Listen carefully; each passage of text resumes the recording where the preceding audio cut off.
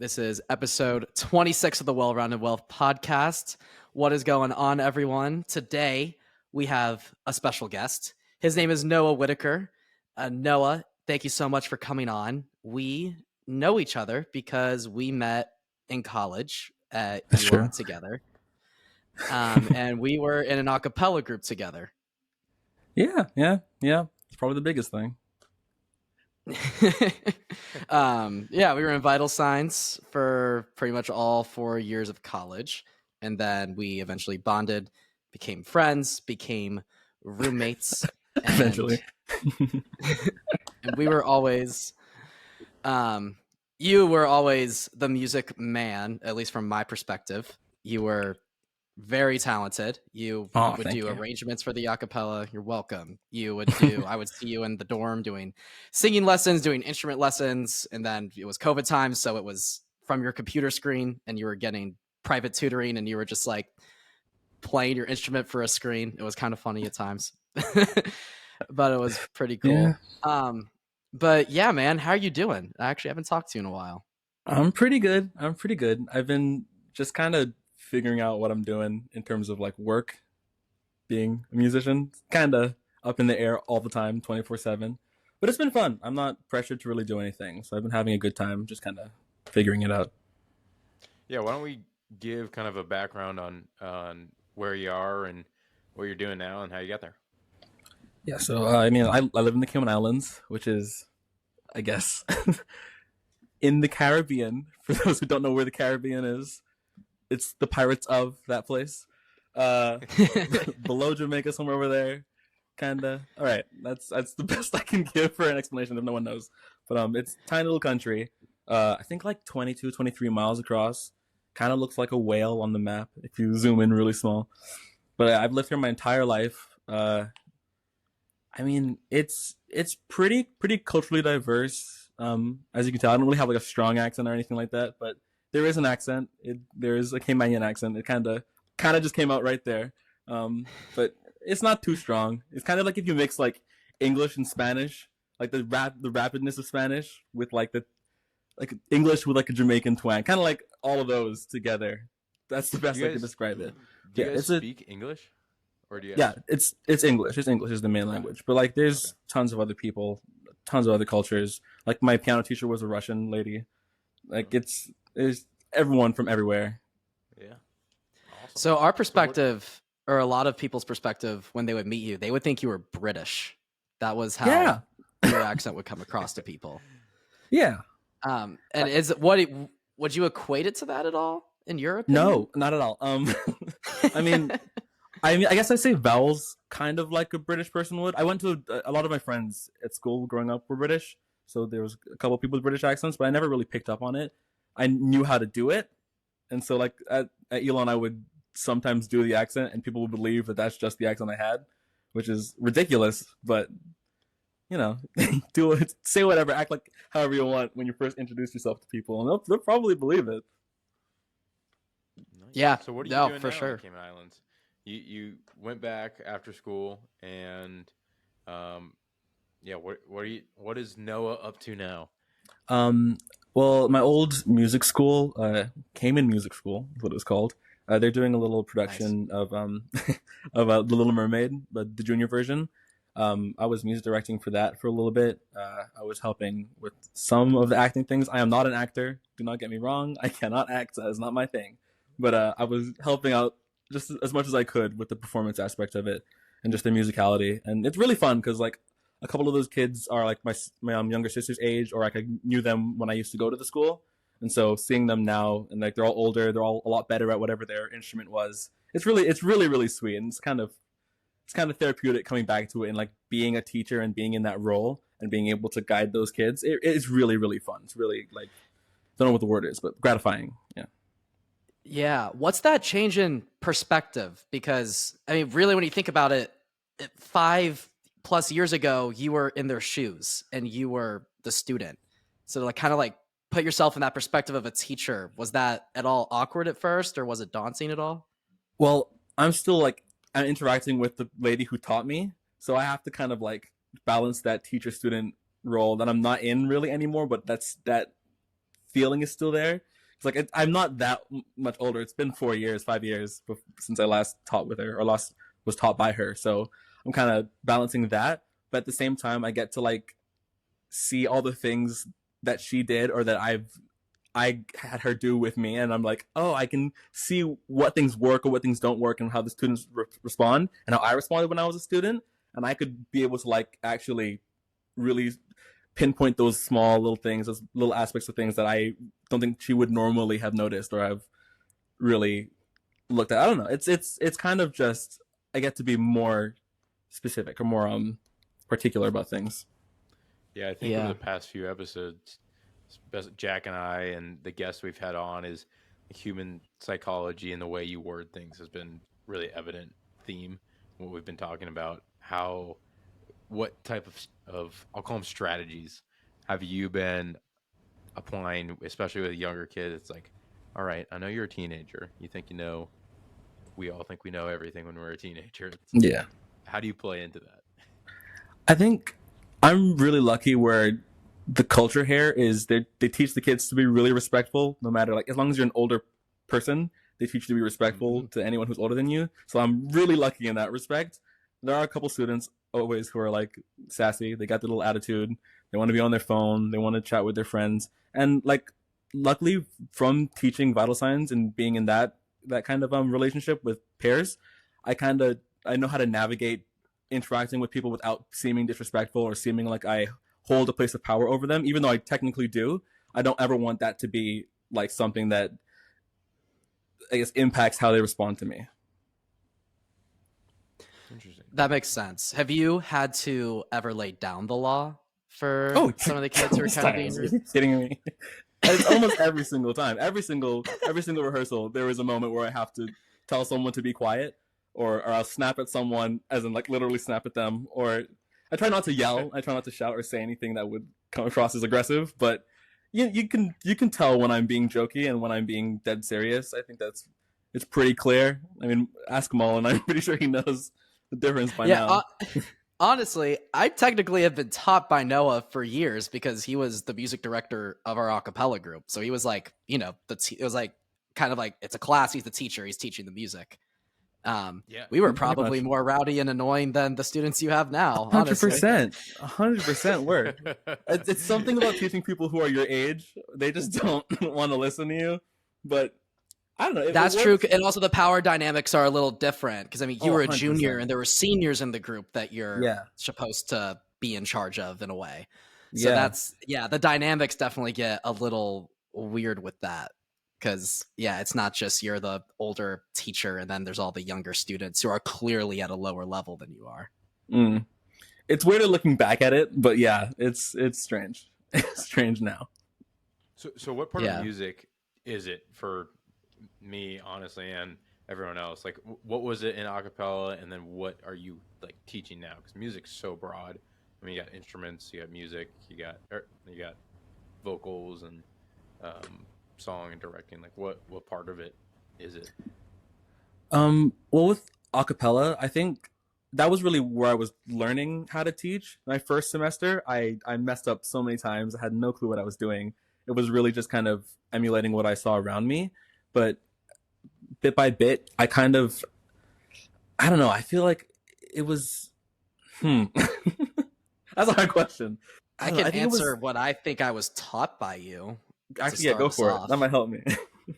Like the way that I looked at it, because I would say there are three levels going on right now here. It's the music like expert who really knows what they're talking about. There's me who kind of knows what I'm talking about, and there's Patrick who's a total outsider to the world of music. My perspective of the way that you would teach us, at least in a cappella, which is all singing. That's what a cappella groups are. But it was Noah was the guy who there's sheet music, like with all the, the music and the notes, and Noah kind of would break it down. Sometimes they were his own arrangements, sometimes they were other people's, but kind of teach us, okay, here's what the music wants you to do, and here's how they want you to sing it. And not just this is how to sing the note right. It's, all right, this is the part of the language, the music language, that's telling us that we need to make our voices like louder and louder, increase and increase, or we need to be more subtle, or we need to kind of have a certain rhythm to it or a certain pronunciation of our syllables, and he would really help us in doing that correctly. And if sometimes we could just pick up on it, but other times we, like for me personally, I would go to Noah and ask specific questions of, okay, I'm not really sure what I don't know if I'm doing this part right. I don't know if I'm kind of singing it with the right vowels or if I'm using the correct register from my throat. And then I would ask, like, what should I do? And then Noah would know exactly what to do. That was my perspective of the school-teacher relationship. Well, more often, I'll try my best. I don't know if every single time I knew exactly what I was saying. But I think that it really was a lot of learning each individual voice. Like, every single person learns differently and sings or performs differently and feels and has different like levels of comfortability with music. So there were certain people who had never ever done music before, had never been in the class, like music class ever, but were naturally inclined. And there were others in the same position who had no clue what they were doing and were totally in the dark. And then there were others who were music majors and were 100% on it every single time. And there were other music majors who messed up every time when failing part checks every single time. So it was a wide swath of people. And with each person, you kind of, I mean, they're my friends. So like I get to see them in classes and I live with them or every other day see them. But like you get to know those people and what they're comfortable with and how they like to learn and like how they respond to certain words or like certain ways of talking. So it was less of like just strictly teaching, but more like learning people. It really didn't feel like I was like a music director in a class. It really felt like I was learning my friends and trying my best to like guide them through my like how I interpreted the music and trying to teach them to understand that interpretation, I think is the best way I can put it. That's fascinating. So, Jack, remember we were talking about this with Andrew in one of our prior episodes, but communication, it's 56% body language, 37% pseudo-verbal, and then 7% verbal. And based on what you were saying right there, the pseudo-verbal, like your tone and the way you, the pitch and tonality of the way you convey those words, that sounds like what you had to bring out. So in each individual person, how did you recognize what they were inclined to and were like, that's what I need from you? It really was just trial and error. Like I had to kind of just throw things at them and see what they responded best to. Like I know with Mullen, it worked best when he was singing with other people, and if there was like a point where I need to like work on something, just doing that like in our dorm or like privately, like not in the big space, was better, and we worked really well with that. And he also ended up learning and performing music on his own after that, so I didn't really need to do any kind of work with him. He just learned on his own. So it doesn't take much before people can kind of run with it and like teach themselves, but not everyone is capable of that. So like it was, yeah, again, a wide swath of people. How do you feel getting psychoanalyzed on the podcast, Jack? I love it. I absolutely love it. And I would say one thing that I saw from my perspective, and one thing I learned about myself, because I had multiple music directors for my time in vital signs, and I've been taught by different people in different fields. It was how I dealt with things. Like sometimes I learned that I actually do like pressure put on me, but I don't like it when the pressure is negatively reinforced. And by that, it means, hey, you're doing terrible, but you better step it up because you suck. It's like that, yeah. that just pisses me off, because then I kind of lose respect for the mentor, and I'm like, all right, well now I don't want to work for you anymore. Now I don't even want to do good because no, screw you. But when a mentor goes to me and says, hey, like, you can get this, put in the work, man, because this could be something really great. Dude, that lights me up more than anything. The positive reinforcement, but also with pressure, that works really well on me. And I kind of learned that through getting taught by people. Noah, I don't know if that works. Sometimes it's different for different people. Did you ever kind of approach those kind of situations differently and learn like what works and what doesn't? Some people don't like pressure at all. Some people love it. Yeah. There were a couple people who absolutely hated pressure, definitely. I know you can probably think of a couple already, but I think that most people, regardless of their like personal feelings towards music, if you can get that like group energy, that group hype up for something to be good, the potential for something to be like top-notch level of performance, like we could be really cool doing this. People want to do well. They want to improve, and they want to see you happy with what we created. So like there's a couple members who always they were really, really focused on, I guess, pleasing me in each rehearsal. They wanted me to be happy with whatever they did. And honestly, I didn't need that. I didn't require that from them. But if that was what they required to do better, go for it. I'll use that to make you improve. And it worked. People have improved from that kind of teaching. But like it's weird. It's a little weirdly manipulative, but like it works. What works is what works. So I don't change it. But there are people that care. I mean, I saw it. I'm not even just saying in the group that you and I were in together. I see this in plenty of things I've been a part of. A lot of people care more about the approval of their idea of the power in their circle rather than the actual product of their own work. I see that all the time. I did see it in our group as well, in a couple scenarios, but I mean, in all facets. How did you just kind of, I guess you kind of said you just kind of were like, kind of use that to your advantage, but also like not like manipulating. How did you handle that? Yeah, I don't want people to be like, I don't want people to think that I'm taking advantage of, I guess, their drive for whatever the project was or whatever the goal was. I don't want people to think that I'm like pushing them too hard or like, I don't know, even like I just wanted my intentions to be very clear always. Like I just want this to be a good performance, and I want you to want it to be a good performance. And as long as we were all on the same page with that, it worked, and it would always be good. There were of course moments where people did not want to be there. They hated the rehearsal, they hated each other. But like the end goal is this performance is going to be good. And that always ended up pulling us back together. I love that. Yeah. I mean, I think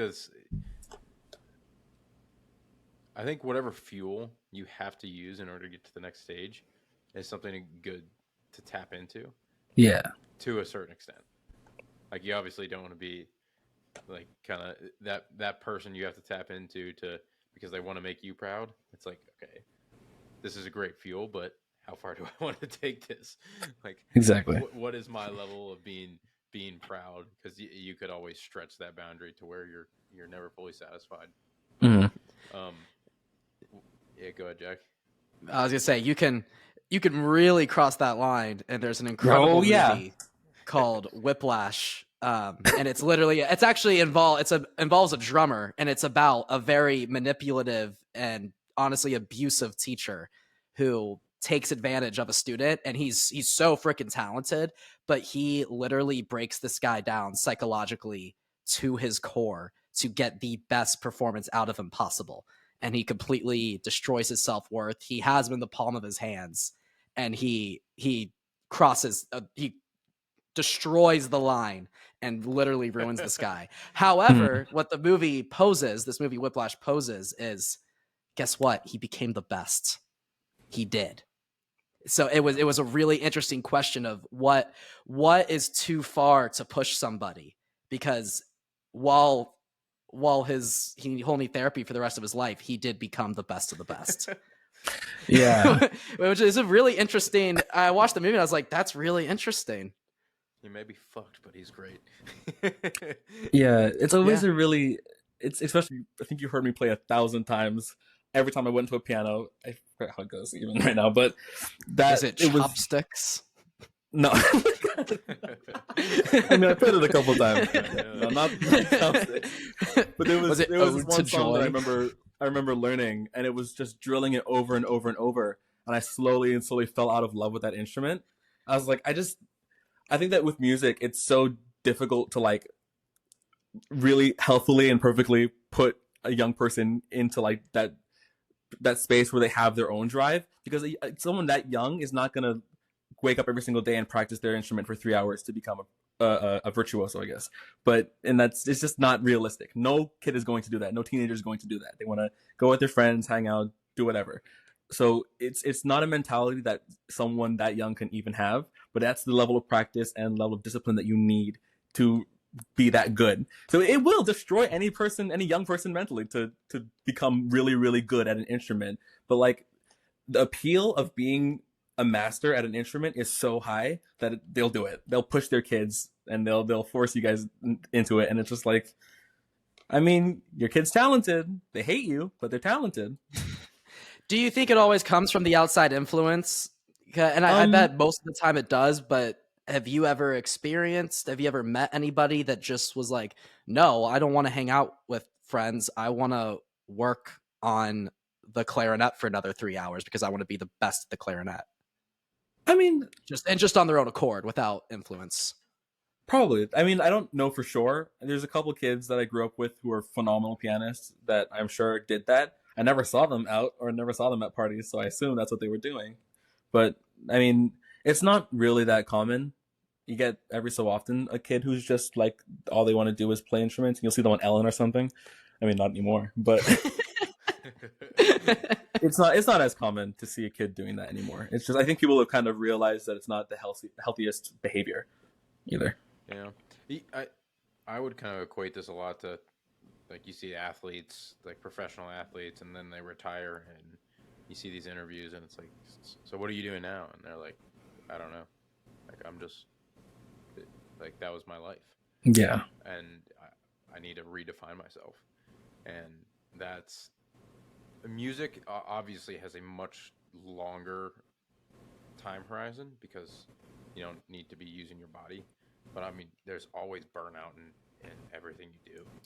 So I guess that was one of my questions too, is what is the biggest impact music has had on your life? And does it, I mean, you said you grew up playing day to day, but like for someone like me who's not who's on the bottom tier, I'm like, all right, I'm in a phase of alternative rock or like country. But for you, like, I'm sure you're breaking it down. It's like, oh my God, that was a great hook, or that was a great. I don't know. Essentially, kind of, yeah. That is kind of how I enjoy music. Like, I listen to music 24/7. If you ask my parents, they get pissed about it because I always have the headphones in. I'm listening. I don't hear them, but I have like my taste in music needs to constantly engage me with the song. Like, it can't just be like rap, like, or it can't just be like, if it's rap, the background has to have something like chord changes, instruments, or something going on. Like someone like Anderson .Paak, I don't know if you know him, but that is the kind of rapper who I really, really appreciate, because he doesn't just rap. He has like a bit of like a sing-songy tone, but he also like uses instruments, and his drumming, it sounds like he's rapping as well when he drums. Like, you can tell that he really, really loves his craft and he loves music, and he's doing it because he enjoys it. I mean, there's other people, I'm not going to say names because I get hate for it, but there's people who are doing it just to do it, and they like the fame. And you can tell that they're good at what they're doing, but they're doing it because they enjoy being famous, not because they enjoy music. Countless musicians are like that. Even the really, really big names who do great performances and sound great and make great music, there's no heart in that song. There's no heart to the music. And you can really feel that sometimes with music. But like, example? Wait, go for it. Sorry. What's an example of? Yeah, you can share an example if you want. It's not like we're not big enough. Come after you. Yeah, if a big artist is gonna see this, just don't say Taylor Swift. We can't deal with any Taylor Swift haters. She's off limits. Taylor Swift is off limits. That's fair. Let's say. Okay, I know exactly what I'm gonna do. My roommate senior year absolutely was obsessed with listening to The Weeknd. I don't know. You don't like The Weeknd? I don't like The Weeknd. No, I don't. Like I cannot stand him. I kind of like he's a great Weeknd. singer. I think he has a lot of talent. Like, he could have the talent that T-Pain has, and he could make the music that T-Pain makes. But he is so obsessed with his fame. Like, you can look at The Weeknd and be like, this man is obsessed with fame. You tell. Look at that stupid show he made. Anyways, I'm not gonna get into that show. But like, people like T-Pain, he is doing music for fun. Like, he's having fun with it. He went on The Masked Singer, killed that, had so much fun with that. Just made a song with Meghan Trainor, and that song is, if you listen to it, it's so fun. It just sounds like a goofy cartoon song, and it's fun. That's just it. You can tell when people love music. and The Weeknd hates it.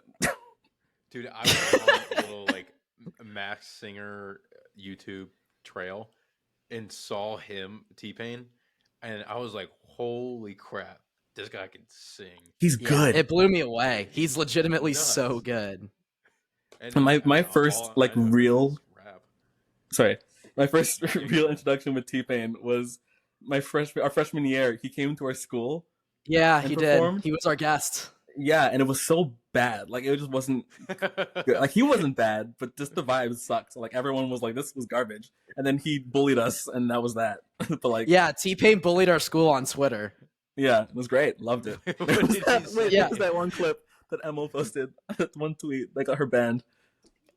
I don't remember. I remember his original tweet. He was like, stuck in this place called Elon, like whatever the fuck that is. Oh, it's so funny. Oh like, my gosh.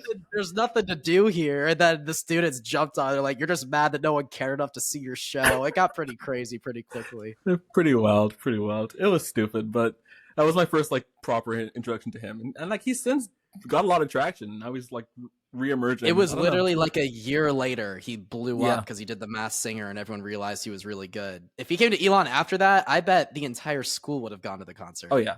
Oh, 100%. Especially showed up in the monster suit. It's like, what is this? Oh gosh. We'll move on from just talking about musicians we like and don't like, but fair enough. The Bruno Mars collab that he did a couple years ago. What was the name of it again? Do you know what I'm talking about? It was a full album. Yes. Subsonic. Yes. Oh, Mullen. Oh, this is my favorite thing. I love this band. I know. So you introduced this album to me. And Patrick, you should actually check it out too, because it blew my mind with just how creative it was, how fun it was. It's so fun. Every single song on that album has a uniqueness to it. And like I was blown away.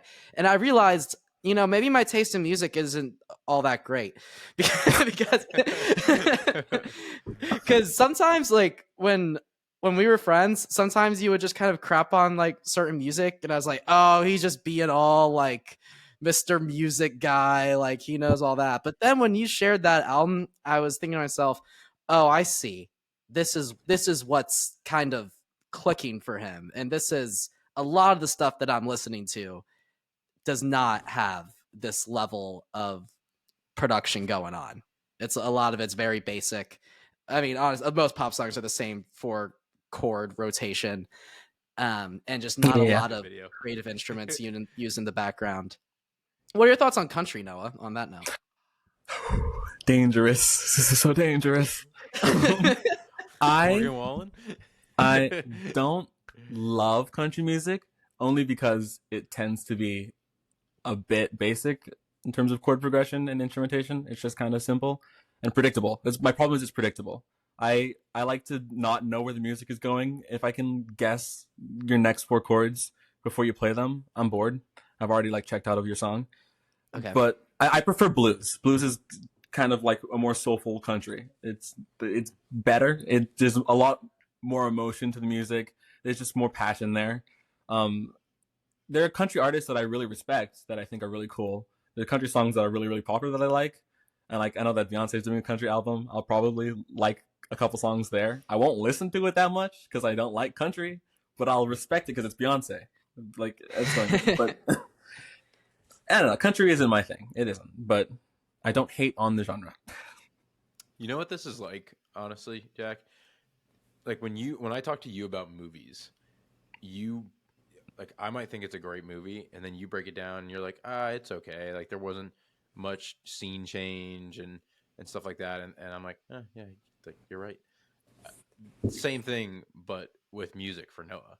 And it's like, yeah, I'll agree. Like, that is exactly Mullen. Mullen is his level of just intelligence when it comes to movies is insane. Yeah.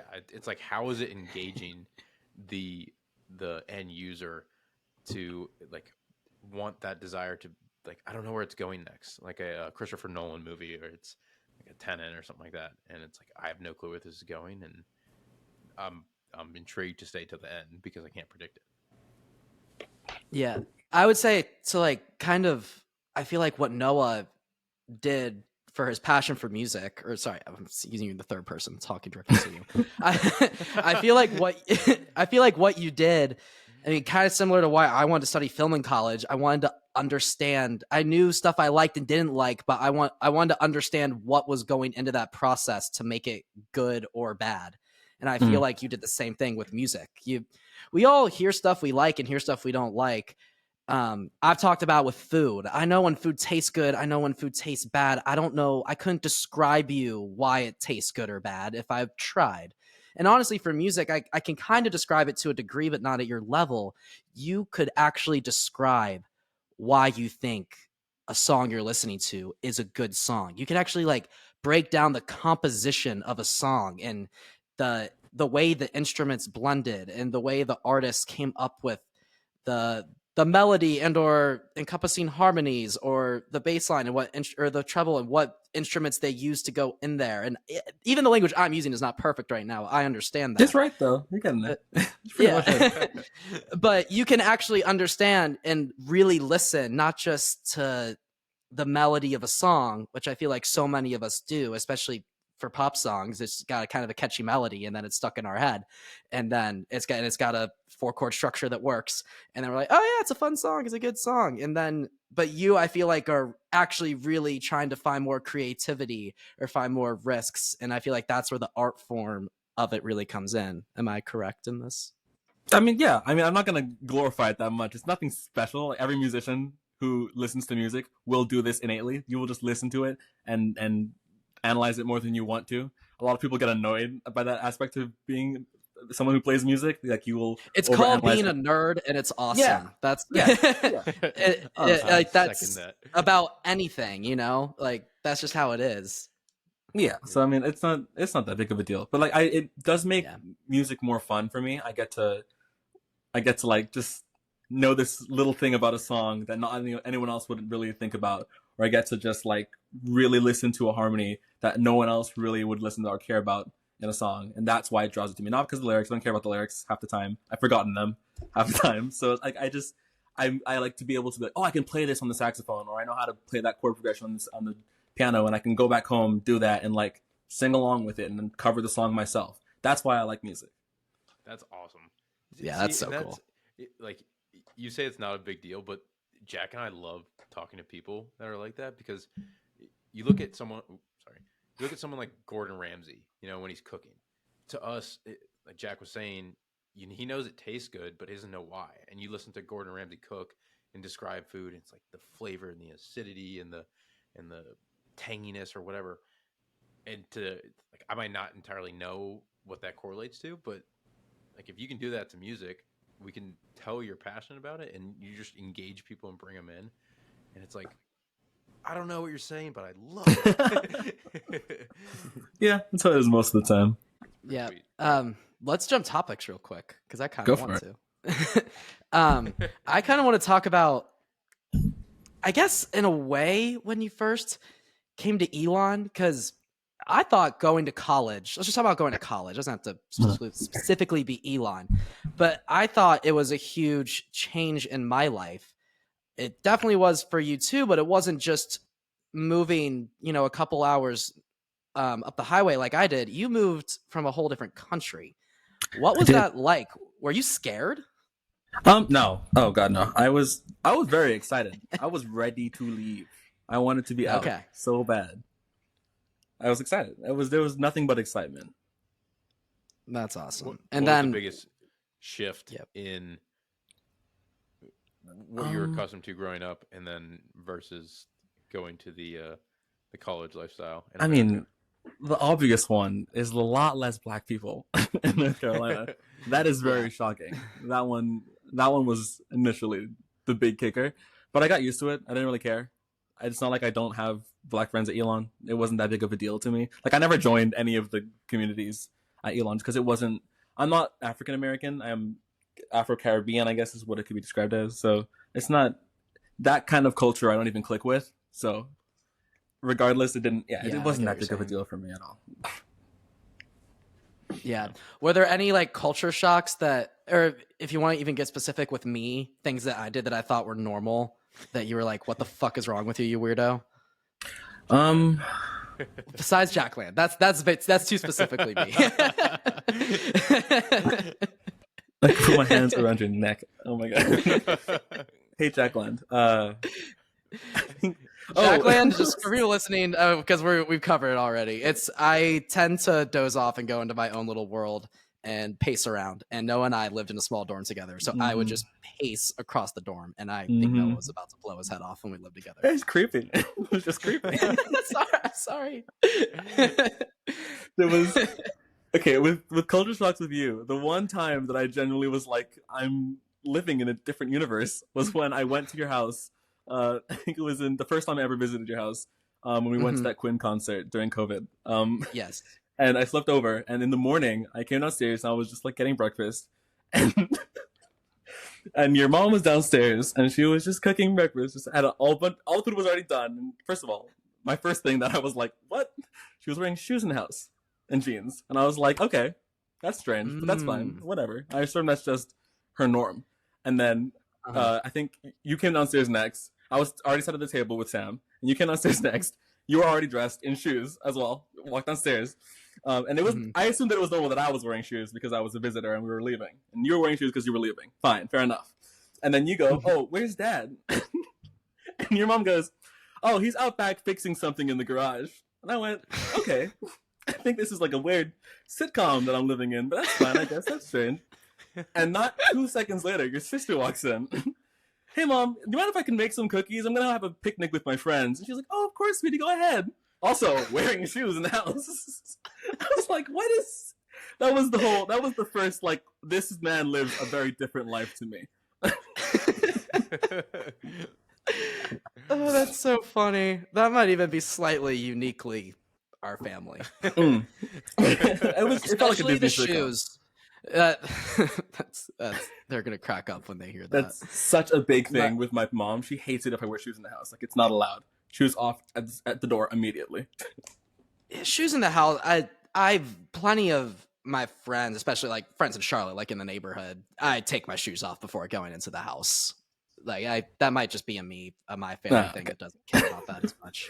It's like Jackland. This is another Jackland thing.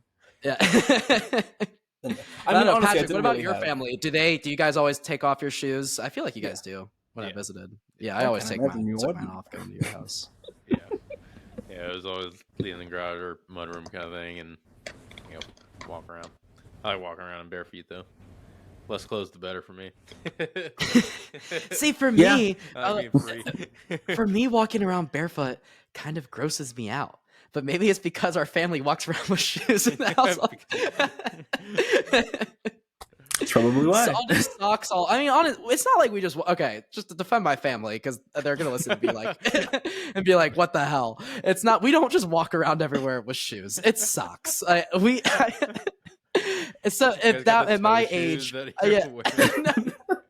no, we walk around with socks. We'll walk around like the kitchen area with shoes because the garage door goes right into there on the way to the laundry room.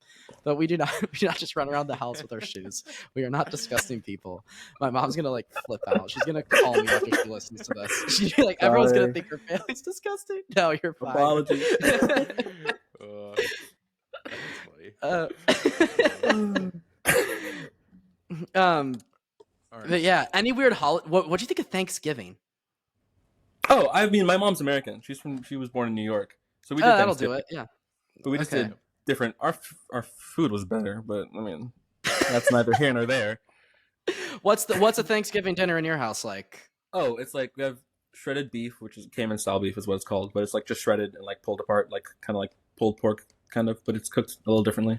We do like the candied sweet potatoes with like marshmallows on top, baked macaroni, nice. The usual vegetables, turkey of course. Sometimes they'll do ham. I don't know. The meat doesn't really matter. They'll just choose whatever they want. Yeah, there's no specific food. It just came in style food that they'll just do. That's it.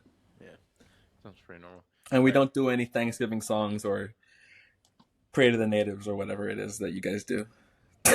I was gonna say I don't think we do that. I don't know. I don't do that. I don't know. I don't do that. I don't do off-roading in the backyard or anything like that. We do watch the Charlie Brown though. The Charlie Brown special. That one we watch every single time. Yeah. Oh, I think the Thanksgiving one's my favorite. It's very sweet. I think the Christmas one's overrated in my opinion. I like the music from it. It's cute.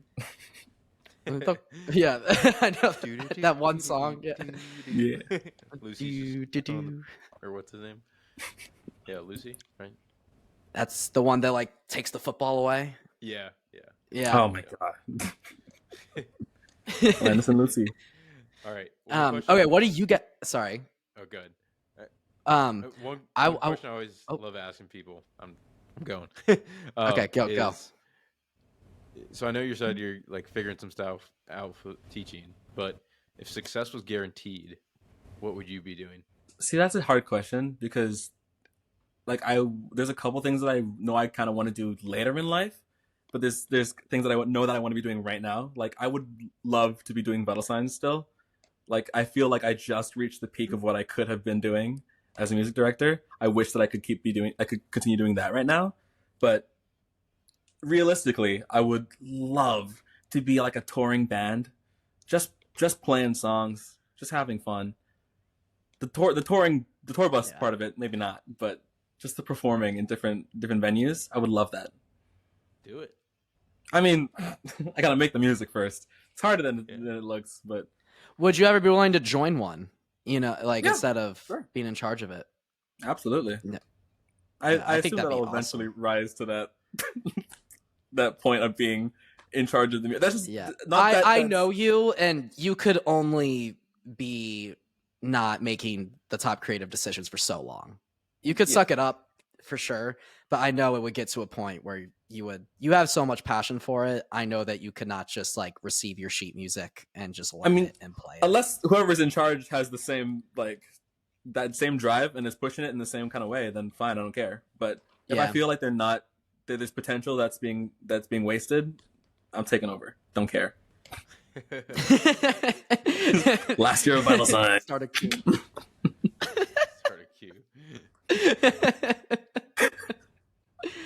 It's interesting that you say that right now you would still want to be doing vital sign stuff to me.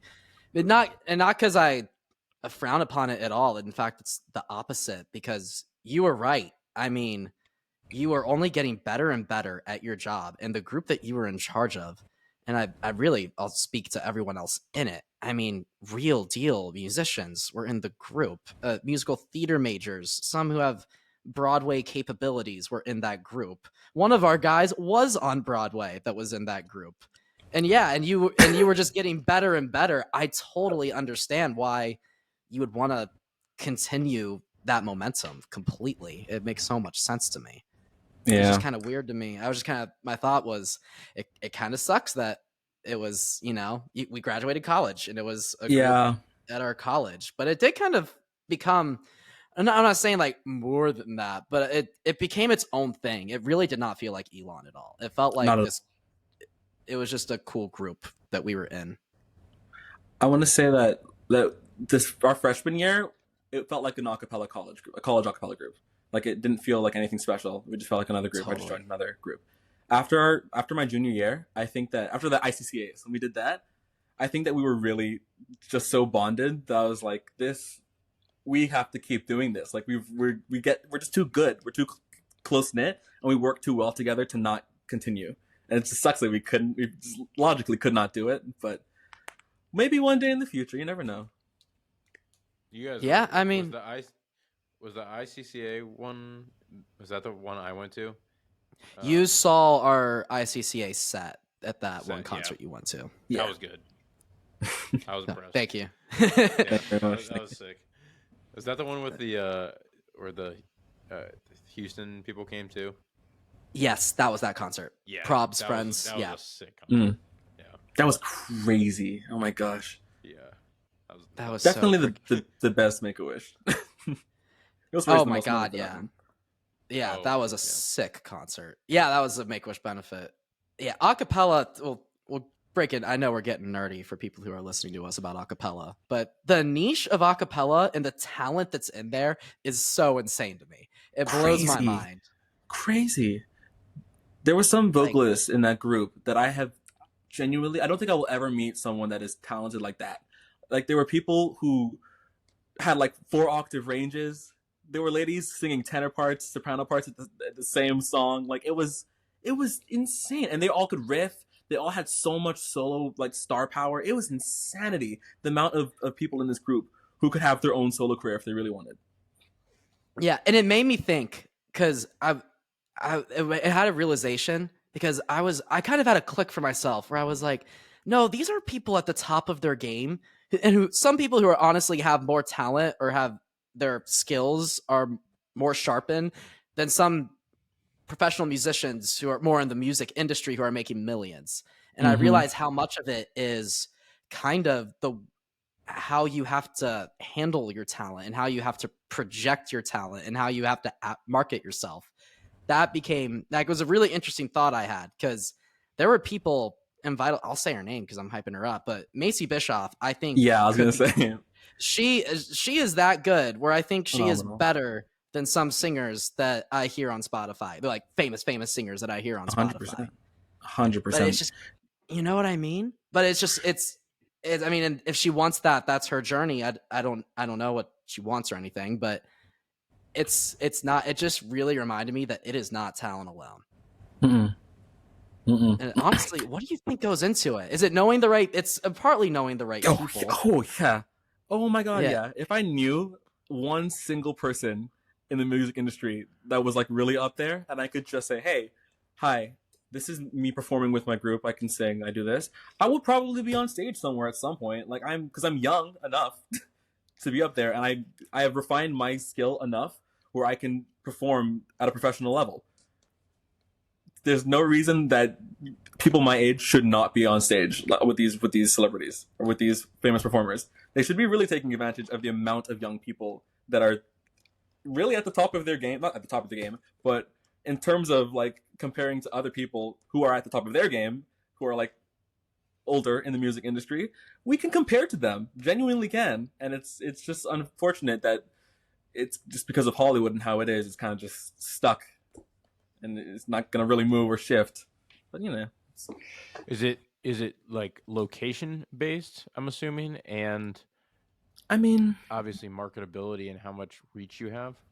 I think with social media nowadays, the location doesn't matter as much. Like, I feel like once you have whatever the look is that people want, and like that sound that people want, you will blow up somehow, some way. You have that talent, you will gain popularity. Now, not to say it's going to be like Beyonce level, but you could become like a TikTok star probably. Like, it's not impossible. I have a question that I think you might know the answer to, Noah. Have you experienced any musicians that are doing really well right now that did get their start on social media and by exposing themselves in that fashion? I mean, other than, I'm not going to list any of like the A-list celebrities. I'm trying to think of like people who I know personally. Oh.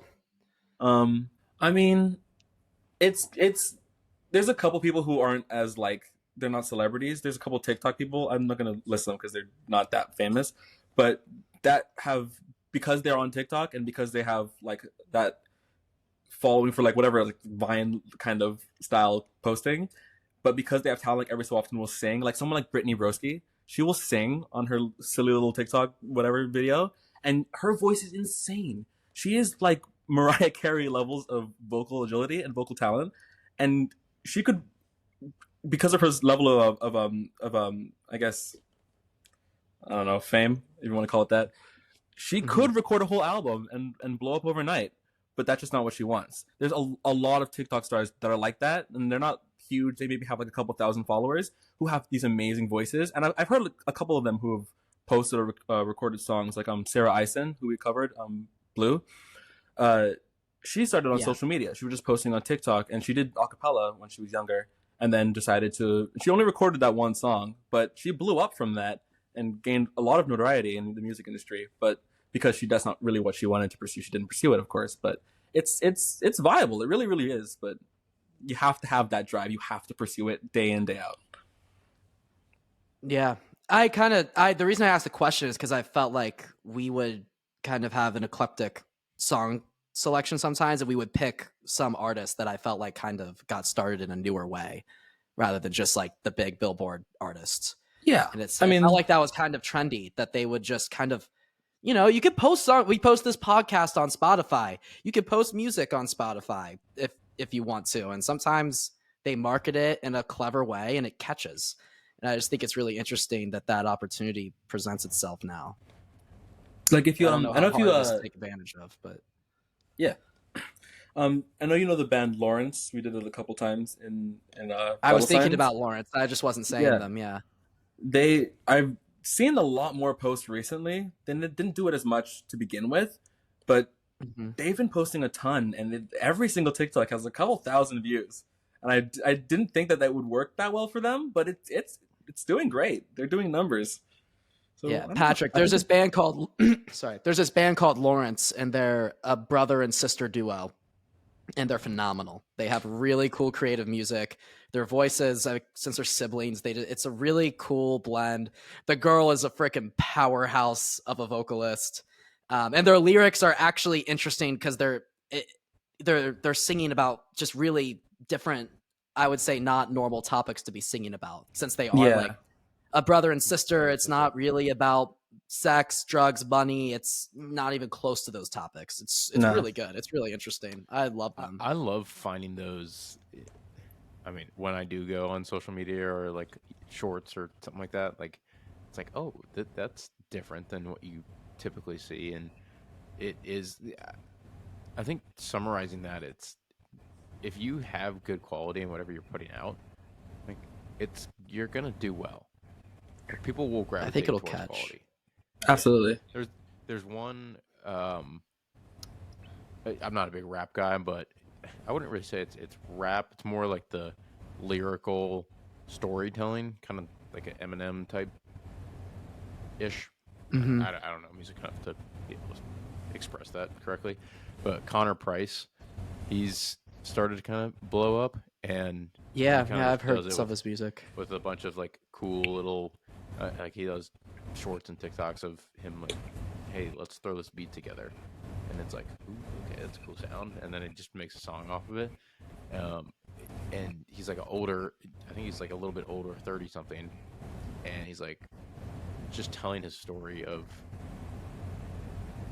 his journey, which is cool to me, instead of like the typical rap where it's like, yo, I have money, I go to the club. Or there's someone shooting on my block. It blew my mind. I'm sorry. I want to jump on this real quick. It blew my mind how many songs I listened to when I was like ages 10 to 13. It wasn't just about like sex and money. It was specifically, they were all about going to the strip club. So many, like Flo Rida, all of his songs were about going to a strip club. And I didn't understand that was what it meant until I like listened to the songs again recently. I'm like, oh, this guy just clearly really liked going to strip clubs. I'm like, what? It's just so weird. It's just such a weird thing for me. And it's not just him. It's a lot of them. I don't know. I just don't get it. I don't get how that became the trend. Or, I don't know. It's interesting. I mean, you can think of what society's really like prioritizing at that time. Like early 2000s was really like that, like kind of freeing, kind of like, oh, we're all having a good time, like this is like a new millennium, like kind of, it's like that's kind of what was going on. So I mean, it makes sense, kind of. Like now rap is a little bit more emotional, a bit more deep, like that Megan Thee Stallion song. I don't remember what it's called, but like everyone was like, "Oh my gosh, this is like depressing as hell." People develop as society changes. I haven't heard it. I don't remember it, but I saw it on Twitter. It's cesspool of hate. The good old the deep dark portal of the scrolling. Oh my god! I'm sorry. It's called X now. I actually totally forgot about that. X. Oh, yeah. Freaking Jesus. X. But yeah, have you guys ever like had songs that you've always really liked but have never really listened to the words, but then decide to actually listen to the words and kind of realize the song was actually about something you didn't think it was about at first? You ever? I mean, there's Pumped Up Kicks. Like, everyone had that one. Yeah, Pumped Up Kicks is the big one. That was the big one. The song, honestly, the song just never even would have come out today. Oh God, no. I mean, it's a song. It was literally a radio hit, and the song was legitimately about a guy that decided, I'm gonna kill these kids, and they're in pumped up kicks, and I'm going to shoot them with a gun. Crazy that was literally one of the most listened to songs the year it came out, and it was about a guy wanting to murder all the other kids in the pumped up kicks. Like, really think about that. That's crazy. And we loved it because we had no idea what it was talking about. Even like to go really crazy, like Ring Around the Rosie, the nursery rhyme. Like, yeah.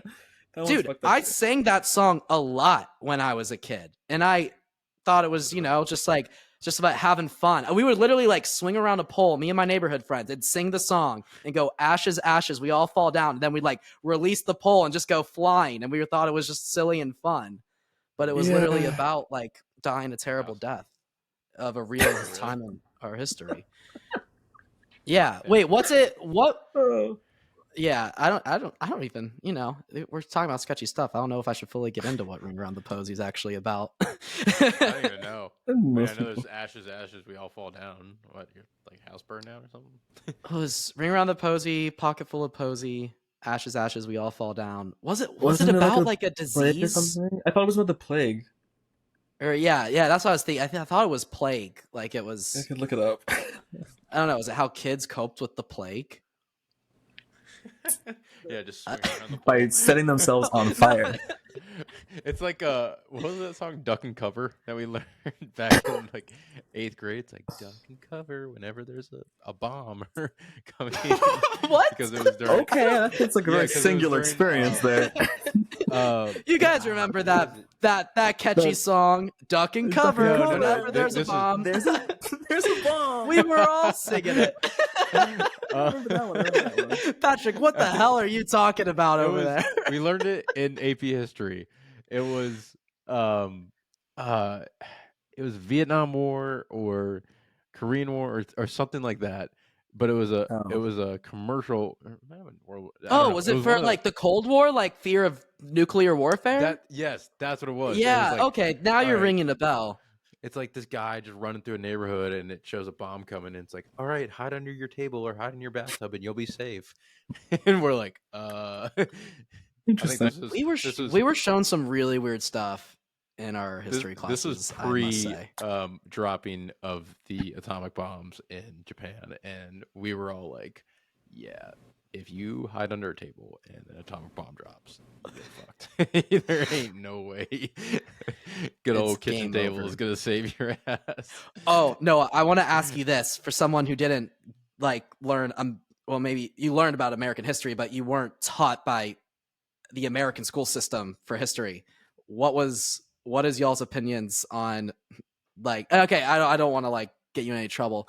You won't. What are your thoughts on our nuclear arsenal? What did they tell you guys about it? Because we didn't learn anything really about it besides the fact that they are the only ones that have done it. We didn't learn really anything about America because the Cayman Islands, the rest of the world really doesn't care. So they just don't teach it in schools. Like maybe like the big wars that happened, like those dates, that's about it. They'll just tell you the dates and like the gist of what it was about, and then they go on to the next thing. Also, they had slaves. Next thing, like that's the entirety of the American history. That's all they told us. Civil War and they had slaves. That was about it. What about like the Revolutionary War for American independence? Because our perspective of it that we were taught is like the way that the British were running things was just so terrible, and they were taxing us, and we wanted to start something that had true freedom, and we fought for it, and we earned it. I know, like, what did they cover the Revolutionary War at all? And what was that like if they did? No, they didn't really. No, it was like, it's actually like human history, like ancient history. Like they taught about like all the way from like evolution up to like all the different like periods. And then when they get up to like modern day history, they just tell you the big points. They don't go into depth of what happened. We were clueless. We didn't learn about anything. If you wanted to learn, you had to do some research on your own. Like we would write papers about whatever we wanted. Like history was more broad. Gotcha. They didn't teach you like history of the country you're in. They taught you world history, just like about the general existence of us on this planet. That's kind of like that. how. Like that's cool. another thing. That's, I guess, if you want to talk about the culture difference, I think my education was very world centered. It was very focused on just like everything. But I think like the American schools is very American focused, which is, there's nothing wrong with that. Yeah. But like, I think it does kind of center people's world to just be the country that they're in rather than. Oh, 100%. I mean, Jack and I have been fortunate enough to be able to travel a little bit, and that is very evident. Like, if you talk to someone who's never been outside of America, they think America is like the greatest, and there's nothing in comparison to it because the rest of the world is a bunch of Neanderthals. I mean, yeah. Depends on who you talk to, because like before I left America, I didn't think that. It depends on who you talk to. I'm definitely exaggerating, but yeah, I mean, there's definitely people that are like, oh yeah, I have no reason to leave, and you don't, but I mean, everyone else out there, like, there's so many people. Like, I have friends from Ireland, and they're like, yeah, we usually, a lot of people live in Australia or other parts of EU. Like, it's much more commonplace to go live somewhere else because it's part of a more global world. Whereas like America, there's a very small percentage of people that will go live outside the U.S. That's a good point. Feel like the existence of patriotism has something to do with that. Probably, like, that doesn't exist here. So, also, I mean, partly geographical. If you're over in Europe, it's a lot easier to move to another country than it is easy for us to move to Europe. Well, that might play a part of it. Patriotism probably does too. I'm Brexit, not negating it. Yeah. Good old Brexit. Ruined everything.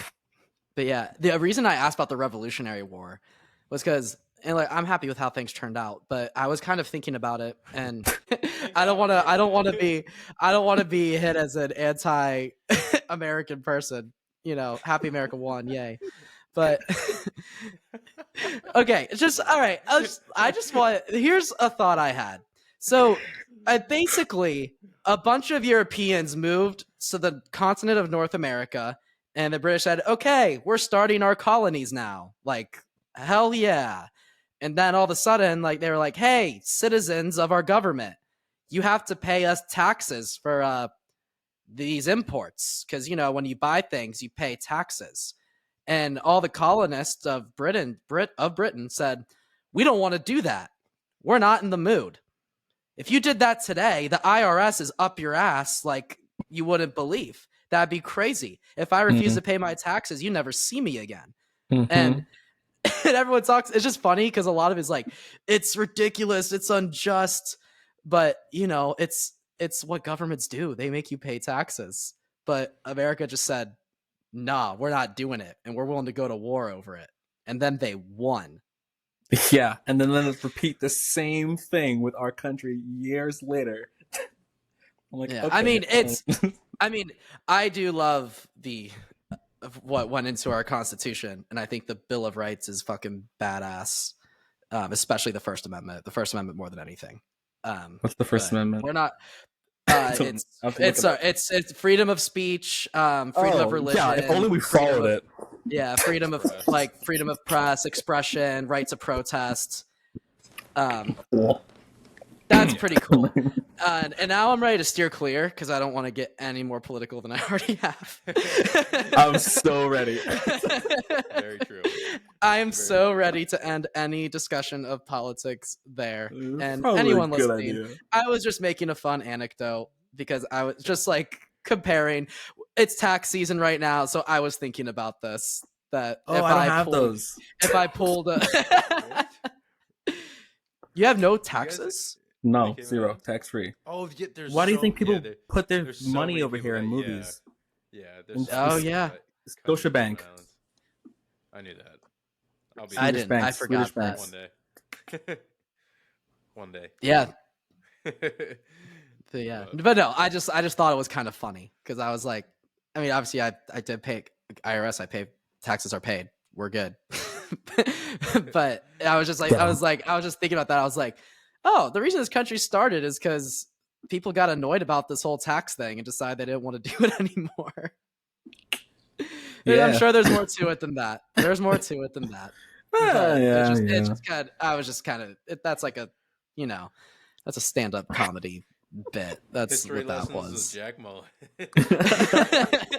Don't send your kids to school. So basically, this group of dudes were getting taxed, and they were really annoyed because they didn't want to pay it. So they were like, "Let's start our own country." And then they said, "Fuck it, chicken strips." And they moved. And now I'm not gonna stop there. I'm gonna stop there. No, anything else you want to share with anyone, or? Sorry, that's funny. Anything else on your mind, Noah? Anything? I don't know. I'm trying to think of something controversial that I could say quickly. Something about maybe like Taylor Swift. I don't know. Anyways, nah, I ain't got nothing. Yeah, this is awesome, man, and it's great hearing your perspective, especially on the music and how you break that down and look at it differently than someone just listening to it for working out or on a day-to-day basis. So that's really cool, and you're passionate about it, and we can see that. So thank you, man. Thank you. I appreciate it. I do. Yeah, no, it was so great to have you on, and it's always great to talk to you. And you're one of my closest friends, Noah. I love you to death. Thank you so much for coming on. We both really appreciate it. I don't know who you are. What is your name, please? No, I love you too. I love you too. Yeah, and keep us updated on what you're up to. I hope one day you decide to go on a tour and do it. And we'll think about it. And I know one day you will. Do you have any socials that you want to share with anyone? Or? Yeah, anything you want to plug, feel free. I like having no digital footprint. All right. Cool. Zero. It might be hard to tour with, but hey guys, no one knows me, but all right. If you want to find Noah, look him up on White Pages. That's the only way you'll ever be able to find him. You type in my name, you'll probably find something somewhere. Yeah. I've been in things. Don't go searching. Been in things. Please. But yeah, all right, then we'll wrap it there. Everyone, thank you so much for listening. As always, and if you do like what you're listening to, feel free to leave a 5-star review from wherever you're listening from. Follow the podcast, leave a like on the podcast, interact with us, reach out to us on any of our social medias in any way. If you do reach out to us, we will respond, especially if you have any ideas, anything you want to hear us talk about. If you have any desire to come on and want to share your story and want to talk about it, trust me, we are open ears to that completely, and we'd love to have a conversation with you. So thank you so much. We love you guys, and we'll see you on the next episode. Peace.